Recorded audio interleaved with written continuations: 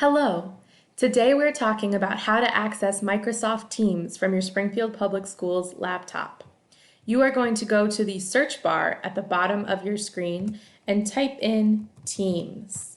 The list that comes up will include the application Microsoft Teams. We click on it, wait for it to load, and here is what will come up for you. Your Teams will be different than mine, but if I'm looking to join Miss Berliner's crew, this is what I click. The brain icon and Miss Berliner's crew. Here I can see all of the messages that the teachers and students are sending. At the top, I can go to Files, and I'll be able to see materials that are posted like the student schedule. There are other tabs that Miss Berliner has put up like tech support and navigating unified classroom and student applications, which take you to different places on the Springfield Public Schools website. For now, don't worry about that. All you need to worry about is logging in.